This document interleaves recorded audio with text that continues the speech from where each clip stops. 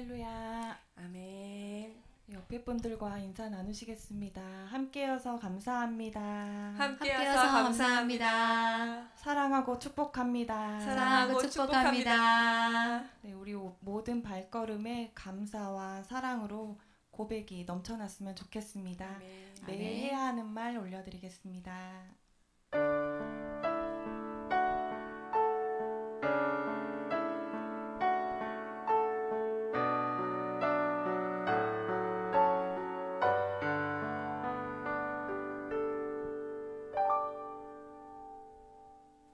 내가 매일 해야 하는 말 주님 감사합니다. 이 고백할 때의 모든 불평 다 사라지네. 내가 매일 해야 하는 말 주님 사랑합니다. 이 고백할 때의 모든 공허함 사라지네.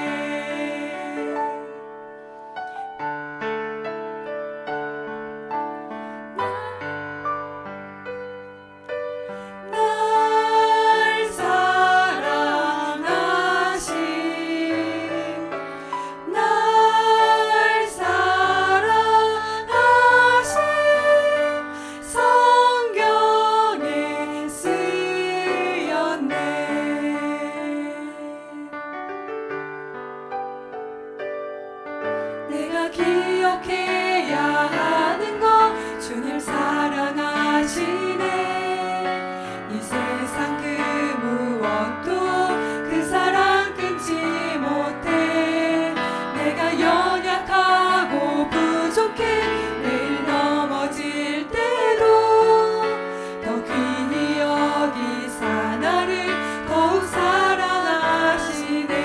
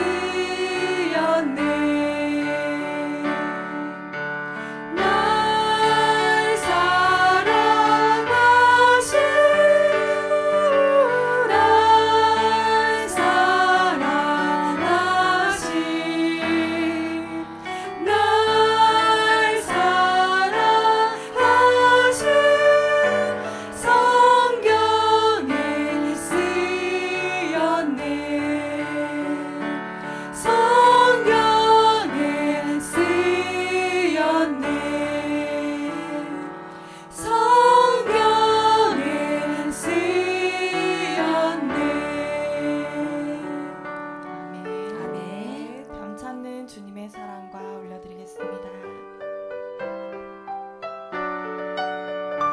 반짝는 주님의 사랑과 거룩한 보혈의 공로를 우리 다 찬양을 합시다. 주님을 만나볼 때까지 예수는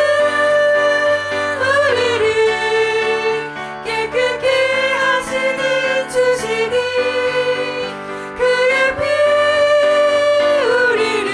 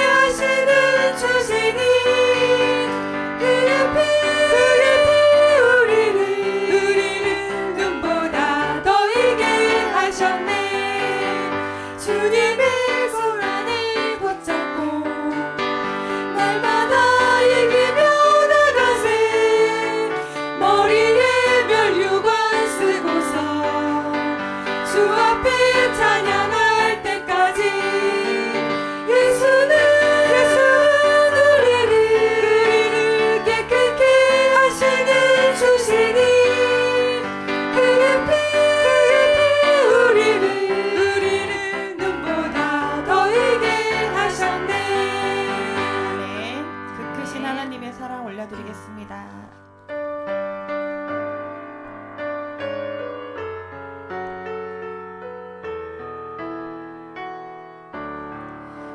크신 하나님의 사랑 말로 다 영영 못하네. 저 높고 높은 별을 넘어 이 낮고 낮은 땅 위에 주 보마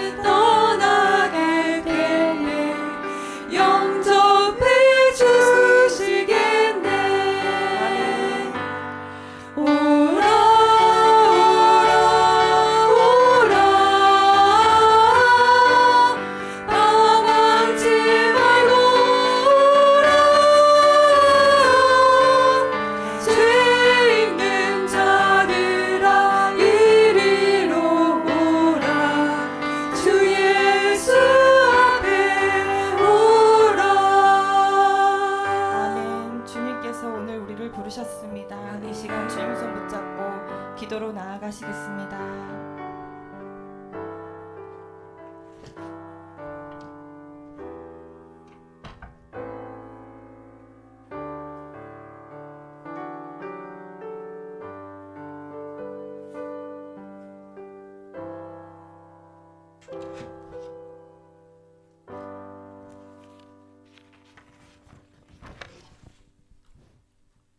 기도하시겠습니다. 여호와를 송축하라. 내 영혼아 여호와를 송축하라. 하나님 감사합니다.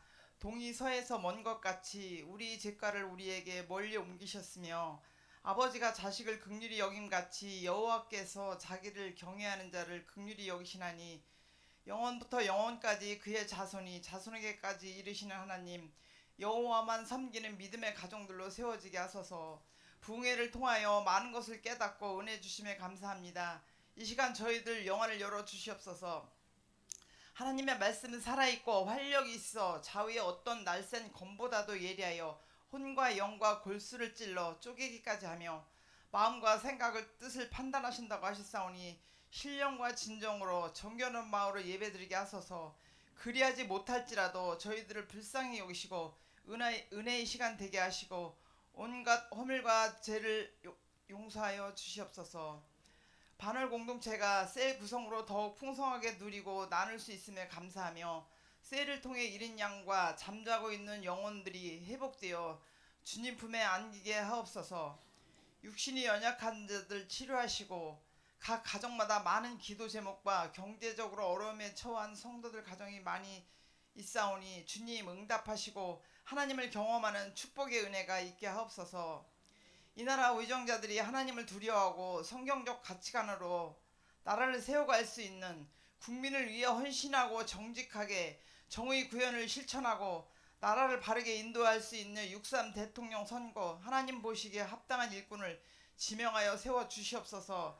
담임 목사님 사역 위에 시온의 다리가 활짝 열려지게 하시고 보필하시는 사모님 자녀 위에 복의 복을 더하여 주시옵시고 육신의 강건함도 허락하여 주시옵소서.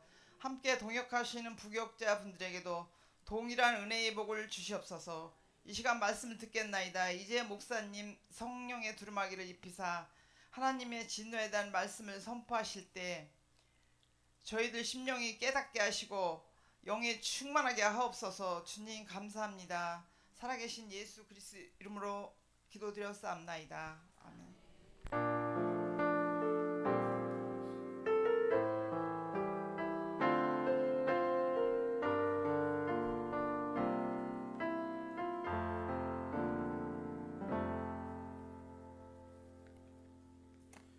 감사합니다. 우리 함께 보실 하나님 말씀 신약성경 로마서 1장 18절에서 23절까지 말씀입니다. 신약성경 로마서 1장 18절에서 23절까지 말씀.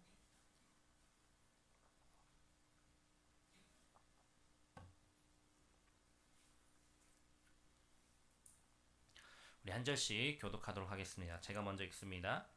하나님의 진노가 불의로 진리를 막는 사람들의 모든 경건하지 않음과 불의에 대하여 하늘로부터 나타나나니 이는 하나님을 알만한 것이 그들 속에 보임이라. 하나님께서 이를 그들에게 보이셨느니라.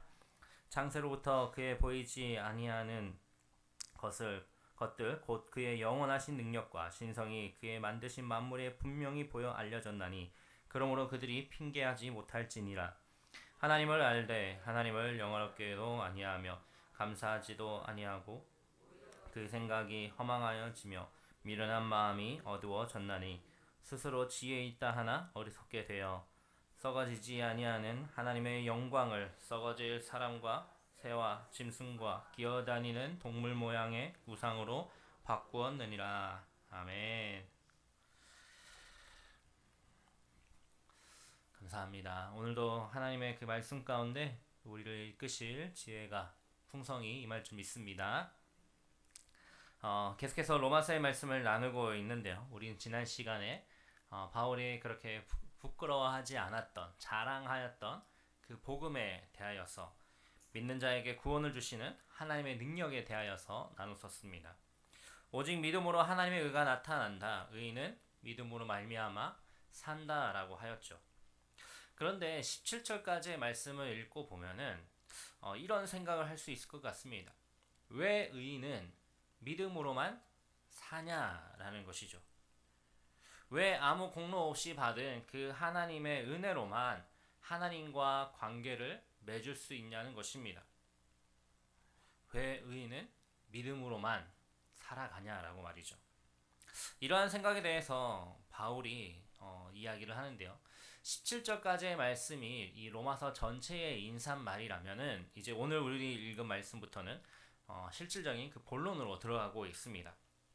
하지만 오늘 말씀은 이전에 보았던 내용들과는 분위기가 너무 다른 이야기들로 진행되고 있습니다.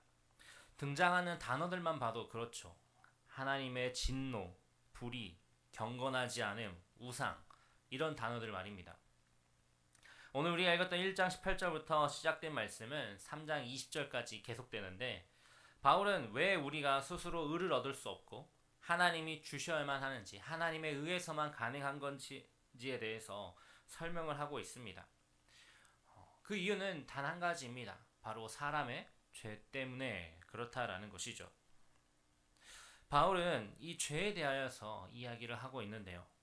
이 죄를 범하는 죄인들을 향한 하나님의 진노를 오늘 말씀부터 이야기하고 있습니다.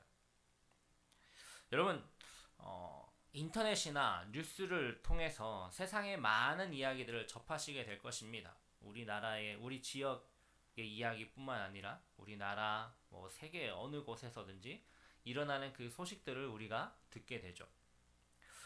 그런 이야기들이 들을 때에 어떤 이야기들은 정말로 우리의 마음이 훈훈해지는, 따뜻해지는 그런 감동적인 이야기가 있습니다. 그런데 반면에 너무나도 끔찍하고 말도 안 되는 일들이 벌어지고 있다라는 것이죠. 우리 주변 가운데 그런 일들이 비일비재하다는 것입니다. 그럼 그렇게 말도 안 되고 끔찍하고 잔인하고 생각조차 할 수 없는 그런 소식들이 들려왔을 때에 여러분들의 반응은 어떠십니까? 그런 소식이 전해질 때에 그것들을 재밌어하고 통쾌하십니까? 와, 정말 대단하다. 그렇게도 할 수 있네? 나도 그렇게 해볼까? 불을 내볼까? 아니면 어떤 그런 험악한 그런 일들을 해볼까? 나도 도전해볼까? 라고 하시나요? 아마 100이면 100 그러한 기사들을, 뉴스를 접할 때에 그것에 동의하거나 즐거워하거나 행복해하진 않을 것입니다.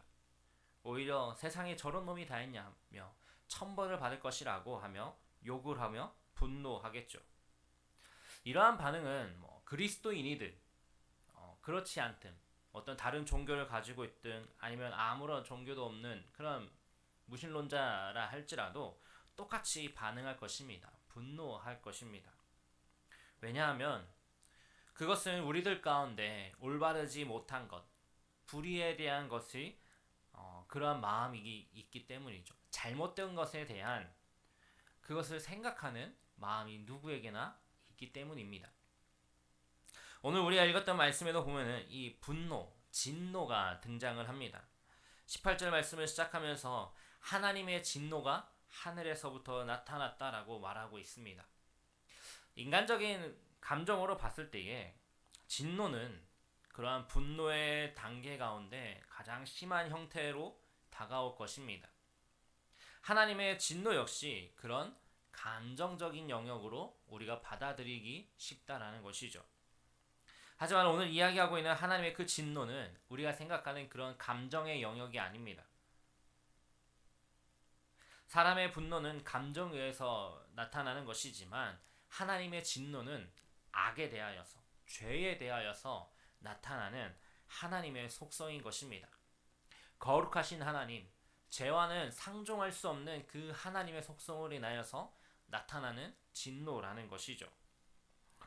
여러분, 오늘 18절 말씀 다시 한번 읽어보겠습니다. 로마서 1장 18절입니다. 하나님의 진노가 불의로 진리를 막는 사람들의 모든 경건하지 않음과 불의에 대하여 하늘로부터 나타나나니. 아멘. 여기서 말하고 있는 경건하지 않음, 그것은 하나님의 권한을, 하나님의 그 일하심에 대하여서 무시하는 것이고요. 그러니 하나님과의 그 수직적인 관계를 파괴하는 것을 뜻합니다. 불의는 사람들 간의 부당한 행위나 그것으로 인한 인간의 권리를 경시하는 이웃과의 수평적인 관계를 파괴하는 것이죠. 다시 말해서 하나님을 사랑하고 내 이웃을 사랑하라라는 주님의 그 가장 큰 계명을 위반하는 것이 바로 오늘 말씀에 드러나는 것입니다. 아마 믿지 않는 사람들이 이 로마서의 말씀을 본다면 이렇게 반응할지도 모르겠습니다. 아니, 내가 하나님에 대하여서 한 번도 들어본 적도 없고 성경에 한 번도 읽어본 적이 없는데 사람들이 어떻게 하나님을 모른다고 책임을 물을 수 있냐라고 말이죠.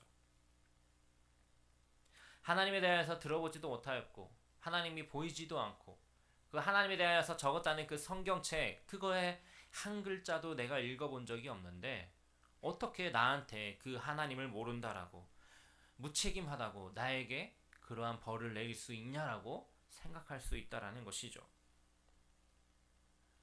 그런데 이러한 생각 역시 바울이 알고 있었던 것 같습니다. 이어지는 말씀에 보니 그 답을 이야기하는데요. 19절 말씀 이렇게 이야기합니다.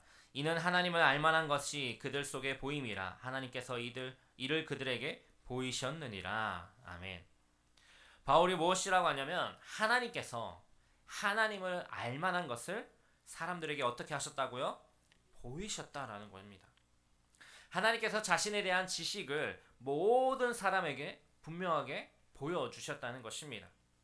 그렇기 때문에 하나님께서 그 진리를 억누르고 막는 사람들에게 진노하는 것이 당연하다라는 것이죠. 사람들은 누구나 하나님에 대한 지식을 가지고 있습니다. 왜냐하면 하나님께서 그것을 사람들에게 주셨기 때문에, 보여주셨기 때문이죠. 이렇게 한번 생각해 보면 좋을 것 같습니다. 아침에 출근하는 저에게 아내가 이렇게 이야기하는 겁니다. 예를 들어 보겠습니다. 여보, 교회 갔다 오면 세탁기에 있는 빨래를 꺼내 건조대에 널어줘요 라고 이렇게 얘기했다고 해보시죠. 오늘 아침 일은 아닙니다. 네. 여보, 교회 다녀오면 세탁기에 있는 빨래를 건조대에 널어줘요 라고 이야기했습니다. 그리고 저는 출근을 하였고 사역을 하죠. 그런데 그렇게 집에 가기 전까지 보내는 그 시간들 가운데 여보, 집에 오면 세탁기에 빨래 널어줘 라는 그 말이 계속해서 보이는 겁니다. 제가 이렇게 핸드폰을 누군가의 전화나 문자할 때 핸드폰을 열었는데 화면에 여보, 세탁기에 빨래 널어줘. 설교를 쓰기 위해서 노트북 앞에 앉아있는 화면에 뭐라고요? 여보, 세탁기에 빨래 널어줘. 계속해서 보이는 겁니다. 그리고 이제 사역을 마치고 집에 운전해서 가는 길에 옆에 지나가는 버스 옆면에 있는 광고판에 여보, 빨래 널어줘. 저 멀리 보이는 대형 전광판에 여보, 빨래 보여줘. 이렇게 계속해서, 심지어는 집에 와서 TV를 틀었는데도 TV 광고가 여보, 일어나서 세탁기에 빨래 널어줘. 그렇게 계속해서 보여주고 있다는 거예요. 무슨 말이냐면 하나님께서도 우리들에게 그렇게 하나님에 대한 진리에 대해서, 하나님에 대한 그 이야기의 모습에 대하여서 계속해서 수많은 것들로 보여주고 계시다는 것입니다. 하나님이 자신을 우리에게 보여주시는 방법을 우리는 두 가지로 이야기를 하는데요. 하나는 특별 계시이고 또 하나는 일반 계시입니다. 특별 계시는 말 그대로 특별히 보여주는 방법입니다. 특별히 그리스도 예수 안에 있는 믿는 자들에게 보여주시는 방법으로 우리가 읽는 이 성경을 통해서 하나님을 알려주시는 게 특별 계시고요. 일반 계시는 하나님을 믿든 안 믿든 상관없이 모든 사람에게 보여주시는 방법이 바로 일반 계시입니다. 특별히 일반 계시는 하나님께서 창조하신 자연 만물을 통해서 보여주시는 것입니다. 우리 20절 말씀 한번 보겠습니다. 20절입니다. 창세로부터 그의 보이지 아니하는 것들 곧 그의 영원하신 능력과 신성이 그가 만드신 만물에 분명히 보여 알려졌나니 그러므로 그들이 핑계하지 못할지니라. 아멘. 그러므로 그들이 핑계하지 못할지니라 라고 하죠. 그러면서 뭐라고 말씀하십니까? 만드신 그 모든 만물에 알려주셨다라고 말합니다. 하나님이 만드신 그 피조 세계 가운데 모든 사람들에게 하나님을 알도록 분명하게 드러내셨다라는 것이죠. 보이지 않는 하나님을 그 만물을 통해서 보여주고 계신다는 것입니다. 이 우주가, 그리고 우리가 살아가고 있는 이 지구가, 저 하늘에 보이는 달과 태양이 매일매일 오차없이 균형을 이루면서 유지되는 것은, 그것은 단순하게 45억 년 전에 우주가 폭발하였고 40억 년 전에 지구가 만들어졌고 그렇게 해온 것이 아니라는 것이죠. 단순하게 그 안에 놀라운 힘이 있어서 그것으로 지금까지 만들어져 온 현상이 아니라, 하나님께서 이 우주를 만드시고 지금도 운행하고 계시기 때문에 그렇다라는 것입니다. 과학이 현상을 분석할 수는 있겠지만 왜 일이 일어나야만 하는지, 왜 사람이 태어났는지에 대해서는 설명할 수가 없습니다. 왜냐하면 그것은 하나님의 영역이기 때문이죠. 많은 사람들이 하나님을 모른다고 합니다. 눈에 보이지 않는 하나님, 우리 앞에 나타나지도 않는 그 하나님을 어떻게 믿느냐고 말이죠. 하나님을 안 믿는 게 무슨 죄냐라고 이야기합니다. 하지만 하나님은 우리에게 알려주셨습니다. 성경은 말합니다. 하나님을 모른다고? 아니, 너희는 하나님을 알아. 너희 안에 하나님의 마음이 있고 온 우주 만물이 하나님의 그 자신의 일하심을 드러내고 계시는데, 너희는 그저 하나님을 없다고, 하나님을 모르는 척 하고 있는 뿐이야 라고 말입니다. 그냥 모르는 척하면서 하나님을 믿지 않고 어리석게 살아가고 있는 것뿐이라고 분명하게 이야기하고 있다라는 것이죠. 방금 읽었던 20절 마지막에 뭐라고 합니까? 그들이 핑계하지 못할지니라. 핑계할 이유가 하나도 없다라는 것입니다. 여러분, 지금까지 여러분들의 인생을 한번 생각해 보시죠. 수십 년의 시간이 지나왔는데요. 여러분들의 인생 가운데 우연히 이루어진 것들이 있었나요? 그저 우연히 이 세상에 태어났고 우연히 지금까지 살아왔고, 그렇게 우연히 살다가 우연히 죽는 게 인생이냐는 것입니다. 그러면 왜 우리는 그렇게 아둥바둥 힘겹게 살아가고 있는 것일까요? 우연히 어차피 순리대로 가는 것이라면 그냥 내가 어떻게 살든지 간에, 내가 어떤 모습이든지 간에 내 인생은 지나갈 것인데, 그걸 위해서 왜 그렇게 살아가고 있냐라는 것입니다. 모든 게 우연이라면 우리가 이렇게 살아가야 될 이유가 없지 않을까요? 하지만 우리의 인생은 그저 단순하게 우연히 물이 흘러가는 것처럼 가는 것이 아닙니다. 우리의 인생을 이끄시는 분이 분명하게 있음을 우리는 믿고 있습니다. 지금도 우리를 인도하시고 우리를 통해 세상을 변화시키길 원하시는 그 하나님이 우리의 주관자 되십니다. 그 하나님을 모른다고 핑계하지 말라는 것입니다. 세상의 사람들까지 얘기할 것 없습니다. 우리 먼저 말입니다. 다른 이들이야 어찌되었든 우리들만큼은 우리의 삶을 주장하시고 지금도 만물을 통치하시고 살아계신 하나님, 날 구원하신 그 하나님을 분명하게 알아야 한다는 것입니다. 우리가 그분만을 의지하여, 하나님만을 의지하며 하나님께로 나아갈 때에 하나님의 참된 평안 가운데 하나님께서 보여주시는 만큼 주님을 깨달아 알고 주님의 뜻대로 살아갈 수가 있는 것입니다. 계속해서 바울이 이야기합니다. 21절입니다. 하나님을 알되 하나님을 영화롭게도 아니하며 감사하지도 아니하고 오히려 그 생각이 허망하여지며 미련한 마음이 어두워졌나니. 아멘. 누구나 하나님을 알지만 누구도 하나님께 영광을 돌리거나 감사하지 않는다라고 합니다. 이 말만 보면 하나님께서 그렇게 진노하시는, 우리들 가운데 진노하시는 이유가 마치 사람들이 하나님께, 하나님 감사합니다, 하나님 저를 살게 해주셔서 감사합니다, 하나님 이 땅을 만들어 주셔서 감사합니다, 하나님을 보여주셔서 감사합니다 라고 그렇게 감사의 말을 잊어버렸기 때문이라고 생각할 수 있는데요. 그것은 아닙니다. 우리는 하나님이 만드신 것을 우리의 것으로 취하고 있습니다.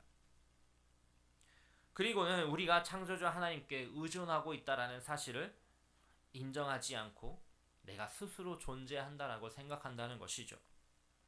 피조물이라는 사실을 인정하기보다는 내 자신의 옳고 그름 그 소견대로 판단하고 착각하고 살아가고 있다라는 것입니다. 하나님이 우리들에게 하신 그 일을 받아들이지 않기 때문에 감사하는 마음이 없는 것입니다. 하나님을 떠나 범죄하던 이스라엘 백성들 가운데, 특별히 사사시대 가운데 하나님이 계속해서 그들 가운데 역사하셨습니다. 하지만 그들이 시간이 지나며 다시금 범죄하고 하나님을 멀리하였던 이유, 사사기의 말씀처럼 그들이 각기 자기 소견에 오른 대로 살았기 때문이지 않습니까? 하나님의 하나님 되심으로 하나님께 감사하며 살아가지 못한 그 모습이었습니다. 하나님을 하나님으로 인정하지 않고 의지하지 않는 모습이 우리들 가운데 있다라는 것이죠. 그러한 모습을 가진 우리들이 하나님을 하나님으로 인정하지 않을 때에 어떤 일이 일어나냐? 그것은 바로 하나님의 자리에 다른 무언가를 채운다는 것입니다. 우리는 하나님께 영광을 돌려야 되는 백성들입니다. 하나님의 자녀입니다. 근데 하나님을 떠났다고 해서 하나님이란 그 자리를, 내 마음 한켠에 있는 하나님이란 자리를 그대로 비워두는 것이 아니라 다른 무언가로 거기를 채우려고 한다라는 것이죠. 다른 무언가를 계속해서 숭배하게 되는 것입니다. 숭배의 대상을 바꿀 뿐 그것을 멈추지 않는 것이죠. 23절 말씀이 무엇을 숭배하는지를 말하고 있는데요. 우리 같이 한번 읽어보겠습니다. 23절입니다. 썩어지지 아니하는 하나님의 영광을 썩어질 사람과 바꾸었느니라. 아멘. 무슨 말입니까? 영원히 영광 받으시기에 합당하신 그 창조주 하나님 대신에 우리와 같은 피조물을 향한 그것을 향하여 그것을 섬긴다고 합니다. 오늘 우리가 23절까지만 읽었지만 그 뒤에 25절 말씀에 보면은 피조물을 조물주보다 더 경배하여 섬긴다라고 이야기합니다. 우리는 무언가를 섬기게 되어 있습니다. 왜냐하면 우리의 존재가 그 창조주 하나님을 경배하기 위하여 지음받았기 때문이죠. 그렇기에 하나님만을 경배해야 되는데 죄로 인해 타락한 인간이 이제 하나님이 아닌 다른 무언가를 그곳에 그 자리에 둔다라는 것입니다. 하나님이 우리들 가운데 진노하시는 이유가 바로 여기에 있습니다. 바로 여기에 있습니다. 우상 숭배인 것이죠. 근데요, 우상 숭배도 경배입니다. 여러분, 경배가 무엇입니까? 영광을 돌리는 것입니다. 우리가 영광을 돌린다라고 하죠. 근데 그 대상이 하나님이 아닌 그 어떤 우상에게 우리가 맞춰져 살아간다라는 것입니다. 썩어지지 않은 영원한 창조주 하나님께 마땅히 돌려야 될 그 영광이 썩어질 피조물에게로 바꾸어 버린 것입니다. 이것으로 인해서 하나님의 진노가 나타난 것입니다. 영광이라고 번역된 이 말은 다른 의미도 무게라는 의미도 가지고 있습니다. 지금도 그러하지만 옛날에는 이 무게가 정말 중요했습니다. 어떤 것이 무게를 지녔다면 그만큼의 가치를 지닌 것이었기 때문이죠. 화폐가 발달하기 전에는 그 무게에 의하여서 물건의 가치를 정하였습니다. 무거우면 무거울수록 더 가치가 있는 것이죠. 혹은 더 영광을 지닌 것입니다. 하나님의 영광은 하나님의 무게, 하나님의 가치의 정도입니다. 경배는 하나님보다 더 영광이나 가치를 지닌 존재가 없기 때문에 오직 하나님께만 돌려야 하는 것입니다. 만약 다른 것에 내가 경배를 한다면 그것은 오직 경배의 대상이신 하나님과 비교하는 것이 되어버리는 것이죠. 물론 하나님께서 이 세상 만물을 창조하시고 뭐라고 하셨습니까? 보시기에 좋았다라고 하였습니다.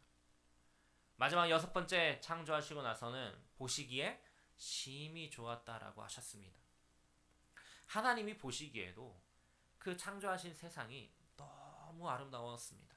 너무 좋았습니다. 그 창조하신 좋은 모습으로 창조하신 그 피조물 가운데 온갖 좋은 것들이 있죠.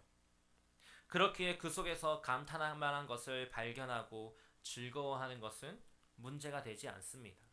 왜냐하면 하나님이 그렇게 만드셨기 때문입니다.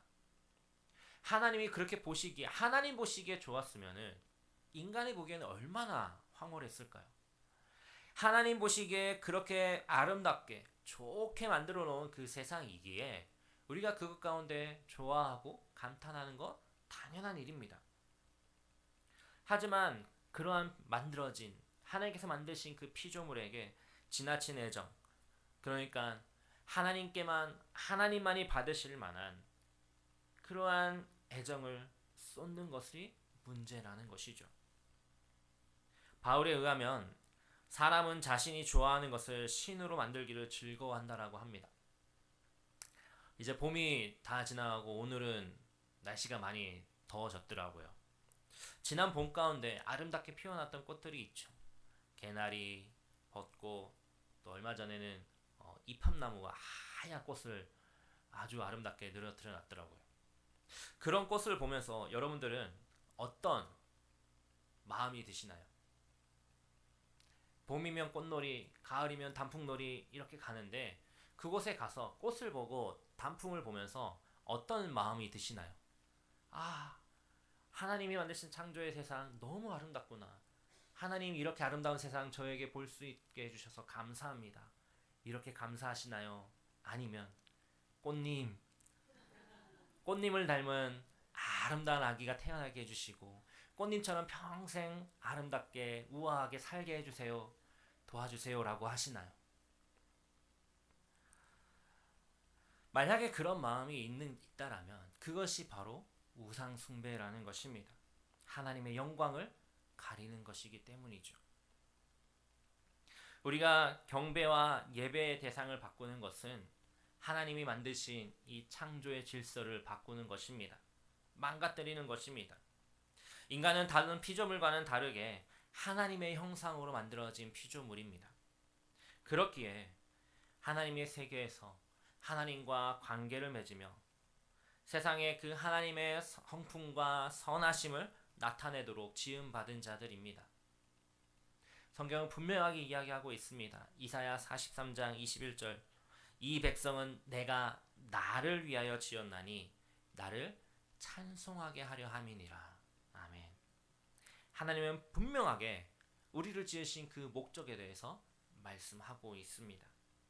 우리를 지으신 목적, 우리가 지어진 목적은 바로 오직 하나님을 위하여서 하나님께만 찬송하고 하나님께만 영광 돌리고 찬양하기 위하여 지어졌다라는 것입니다. 하지만 오늘 본문 로마서 1장 23절에서 말씀에서 보듯이 사람들이 하나님께 등을 돌리고 하나님이 지으신 그 피조물에게 절을 합니다. 영원하신 창조주 하나님을 경배하지 않고 그분이 만드신 피조물에 숭배를 한다라는 것이죠. 이러한 모습들은 하나님이 보시기에 어리석은 자들의 행동입니다. 스스로는 지혜 있다고 하지만 실상은 어리석은 자들의 모습인 것이죠. 왜 이런 일들이 일어나냐? 하나님을 하나님으로 대하지 않고 하나님께 감사하지 않고 그 생각이 허망하여져서 미련한 마음이 어두워졌기 때문입니다. 창조주의 존재를 인정하기를 싫어하여 하나님에 대하여서 그 근본적인 진리를 외면하고 무시하는 삶을 살기 때문이죠. 여러분들의 모습은 어떠십니까? 마땅히 영광 받으셔야 할 그 하나님의 자리에 다른 어떤 것이 존재하고 있으신가요? 제가 몇 가지 질문을 이제 던질 텐데요. 한번 마음속으로 그 답을 한번 생각해 보시기 바랍니다. 여러분을 지으신 이가 누구십니까? 여러분이 궁극적으로 신뢰하는 이가 누구십니까? 여러분의 행복과 안전을 구하는 이가 누구십니까?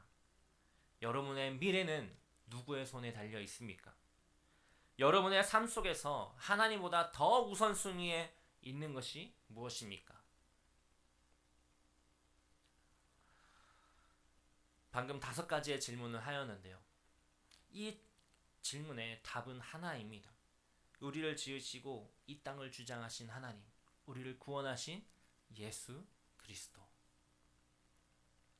우리의 삶이 썩어질 것들의 소망을 두고 그것들을 섬기는 것이 아니라 살아서 지금도 역사하시는 영광의 왕, 오직 하나님께만 소망을 두고 나아가야 될 줄 믿습니다. 출애굽기 20장 4절에서 6절 말씀은 하나님이 모세에게 주신 율법 10계명의 제2계명의 말씀인데요. 새긴 우상을 만들지 말고 그것들을 섬기지 말라라는 것입니다. 새긴 우상을 만들지 말고 그것들을 섬기지 말라라고 하여서 어떤 불상이라든지 돌상이라든지 그렇게 눈에 보이는 그것만을 뜻하지는 않습니다. 혹시 여러분들의 마음 가운데 조금이라도 하나님이 아닌 다른 것이 자리 잡고 있는 그 우상이 있다면 무엇이겠습니까? TV를 틀다 보면은 참 많은 이들이 나오는데요. 그 중에 이제 가수들, 기성의 어른들 그런 가수들 말고 젊은이들이 좋아하는 아이들이 좋아하는 그런 가수들을 우리는 아이돌이라고 이야기합니다. 그런데 이 아이돌이란 말이 바로 우상이라는 뜻입니다. 저도 이제는 조금 이제 앞자리도 바뀌고 그래서 이제 조금 이제 덜 한 것 같긴 한데 얼마 전까지만 해도 좋아하는 가수들이 있었습니다. 참 그들의 노래를 듣고 그들의 춤추는 모습들을 보며 위로도 삼았고 좋아하기도 했었는데요. 그렇게 아이돌 가수에 빠지고 그것을 좋아하고 하는 이유가 무엇일까 생각해 봤는데 좀 대리만족? 이런 것도 있는 것 같기도 하더라고요. 그들로부터 대리만족을 얻고 또 그렇게 아름답고 예쁘고 멋있는 그런 모습을 통해 또 내 삶이 또 윤택하게 되는, 더 좋아지고 행복해지는 그런 모습들이 있는 것 같기도 하고요. 그런 아이돌 가수들뿐만이 아니라 여러분들이 생각하는 그 어떤 것들이 있을 것입니다. 어떨 때는 내 자녀가, 내 손자가 그 자리에 있을 때도 있을 것입니다.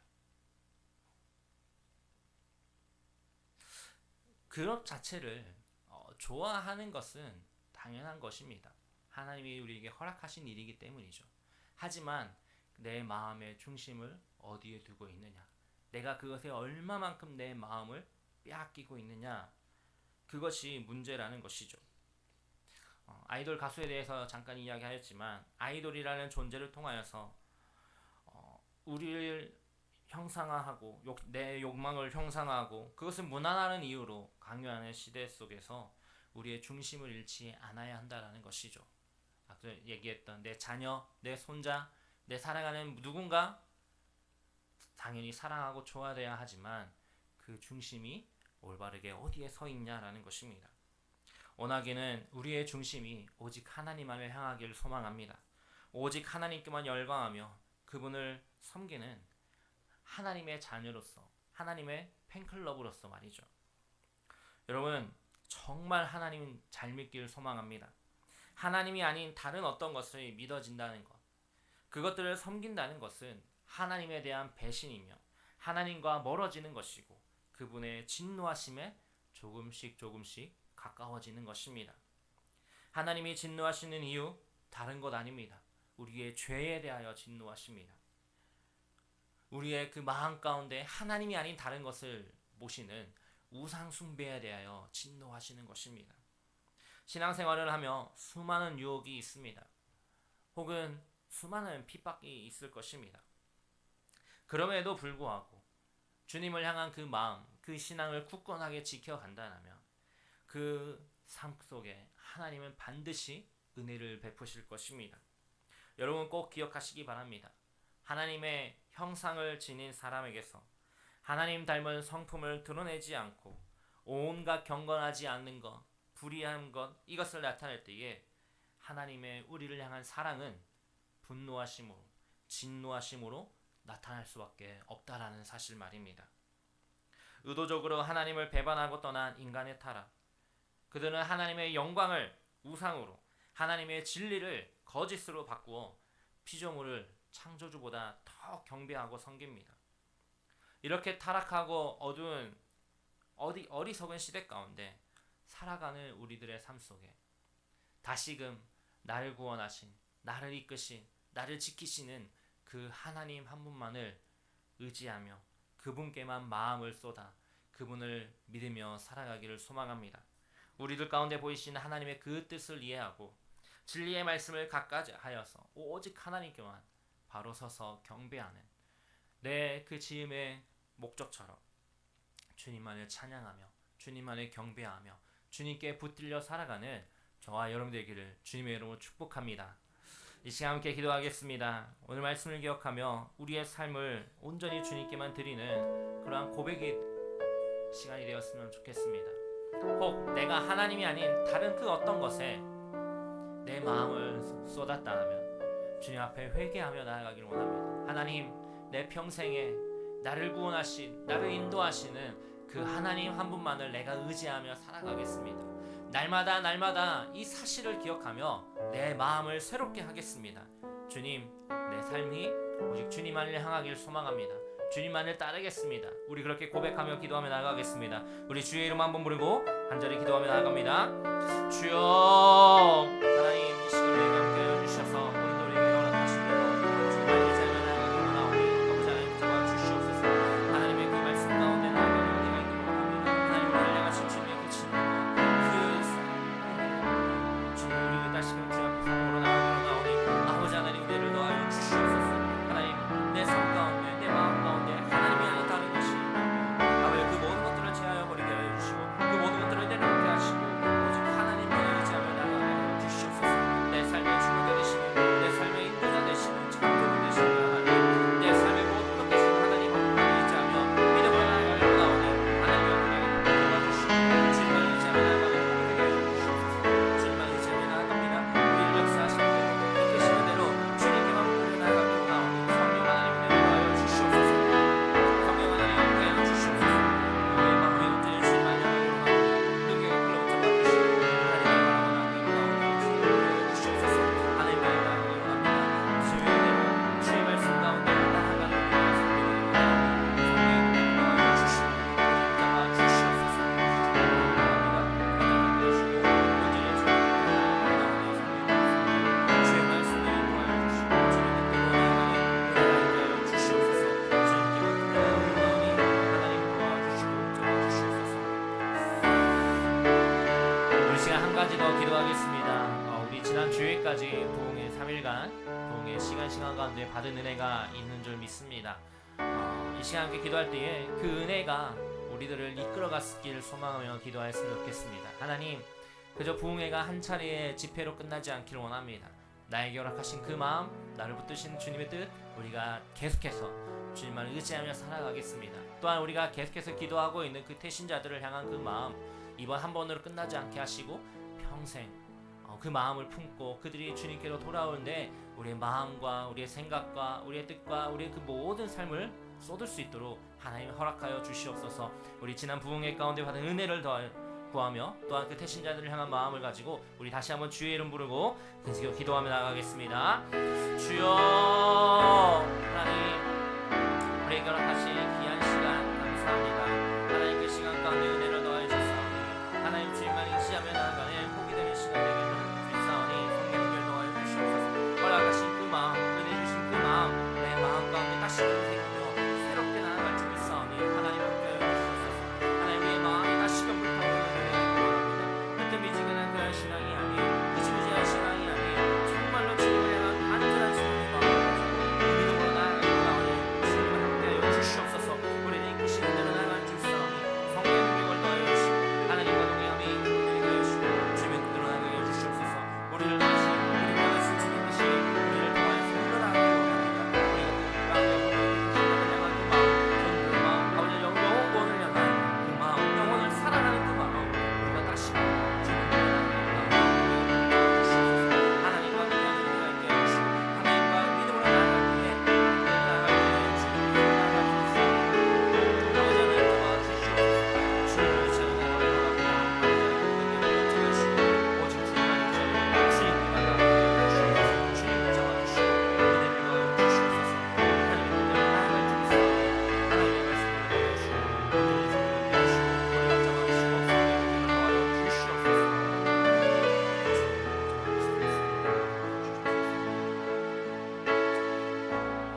좋으신 하나님, 우리에게 은혜를 더하여 주시고 이 시간도 주의 예배 가운데 믿음으로 나아가게 하시니 감사합니다.